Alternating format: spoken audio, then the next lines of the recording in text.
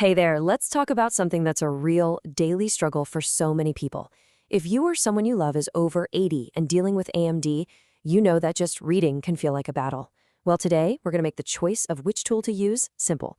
We're going to look at two main options, a dedicated portable magnifier versus a regular tablet with a zoom feature. Let's figure out which one is the right fit. This quote just nails it. It gets right to the heart of what we're talking about. This isn't about finding some miracle cure. It's about finding a smarter setup. And that is something we can absolutely fix. You see, the daily fight with AMD isn't some abstract thing. No, it's the pill bottle you gotta read first thing in the morning. It's that text from your grandchild you wanna see. Or that official-looking letter that always seems to show up when your patience is already worn thin. It's all about these small but really critical moments that happen all day long. And it's such a frustrating question, isn't it? Why does something you've done your entire life suddenly feel like you're trying to climb a mountain? Well, it's because a few, let's call them invisible villains, have shown up and completely changed the rules of the game. So what are these villains? Well, first, you've got contrast loss. That's where letters just seem to melt right into the page. Then there's glare, where the light itself feels like it's working against you. And finally, endurance. Your eyes just get exhausted so much faster than they used to. I read about this one man trying to read a utility bill. He was calm, he was competent, but he was also just furious at the tiny font. And that mixed feelings totally, completely normal. And I really want you to hear this. You are not failing. You haven't fallen behind. The task itself just got a whole lot harder. And just acknowledging that, well, that's the real first step to finding the right tool to fight back. All right, so let's meet our two main contenders in this fight. In one corner, we have the Specialist, a tool built for pure precision. And in the other corner, we have the Generalist, a tool built for flexibility.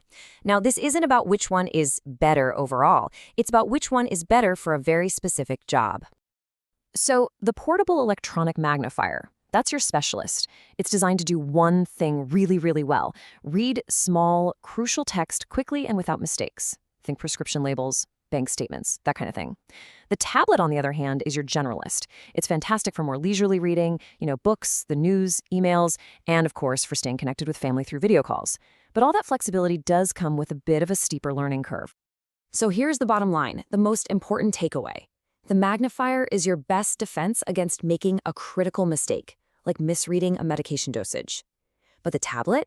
That's your best tool for fighting off the boredom and the isolation that can creep in when reading for fun just becomes too hard. Okay, so how do you actually choose between them? Well, it really all comes down to one thing, matching the right tool to your most common and, let's be honest, your most stressful reading tasks. What's so great about looking at it this way is how clear the decision becomes. For that high-stakes text, like a bill or a label, the magnifier wins, hands down. It's faster, it's simpler. But if you want to sit down and read a book for 20 minutes or more, oh yeah, the tablet's larger screen is going to be way more comfortable. And if you're someone who just isn't that confident with new tech, the magnifier's simplicity is a massive advantage. Let's talk about the cost for a second. Yeah, a portable magnifier often has a lower price tag to start. But listen, the real goal here isn't just to find the cheapest option. It's to find the right option, the one that prevents the frustration and the wasted money of buying something that just ends up sitting in a drawer. This checklist right here can really help you decide fast. I mean, if your biggest headache is just trying to read the mail, start with a magnifier.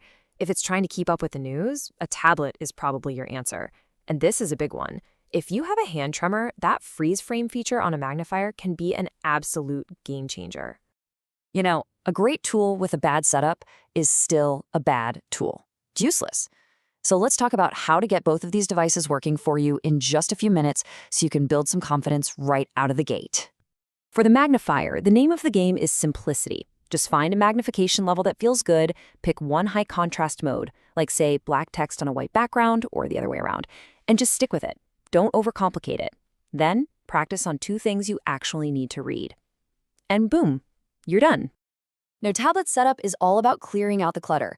The first thing you do is go into the settings and make all the text bigger and bolder. Then turn down the brightness to cut down on glare. And this is so important. Resist the temptation to install a ton of apps. There's a great story about a family friend who was totally overwhelmed by 6 different reading apps. But as soon as they deleted 5 of them, she started reading every single day. Simplicity always wins. Okay, so the tools are one thing, but the emotional side of this is a whole other story. Let me tell you about this 84-year-old woman who got one of those very official-looking, intimidating letters in the mail. And wow, this just perfectly explains the real problem, doesn't it? After trying and failing with her old reading glasses, she just gave up. Not because she was physically incapable of reading it, but because the emotional cost, the sheer effort of the struggle was just too much. But when she used a simple electronic magnifier, she read that whole letter in 2 minutes. The right tool didn't just magnify the text, it shrank the emotional effort. All right, let's talk about a few of those common everyday frustrations and how to solve them. If your hands are a bit shaky, that freeze frame button on a magnifier is going to be your new best friend. For glare, sometimes just changing the angle of your lamp can make a world of difference. And for fatigue, especially with a heavier tablet, a simple stand is, and I love this phrase, a quiet superpower. Okay, so we've picked a tool, we've set it up for success. Now let's talk strategy. This is about creating a real system for a calm, independent reading life, not just making a one-time purchase and hoping for the best. So the ultimate long-term solution is something called the Smart Bundle Strategy. It's basically a two-tool approach. You use the small, portable magnifier for all the quick, critical stuff, and you use the larger tablet for comfortable, long reads. It's a boringly effective plan that just covers all your bases. It works. And let's just be super clear about the goal here. The aim is not to magically get back 20/20 vision. The goal is to build stable, predictable, and calm routines that give you back your independence, one page, one label, one letter at a time. So what does success actually look like in the real world? Well, it might just be a small magnifier kept right by the kitchen table where the mail piles up, ready for action. It's a tablet on a stand, sitting in your favorite chair, for reading the news every morning. And maybe it's just a little sticky note nearby reminding you of your top 3 favorite settings. It's practical, it's simple, and it really, really works. So, we'll end with this question. I want you to forget about mastering technology or solving every single reading problem overnight. Instead, just think about this. With the right tool in your hand, what's the very first part of your day? Is it reading the morning paper, checking your mail, looking at a recipe? What's the first thing that you want to reclaim for yourself?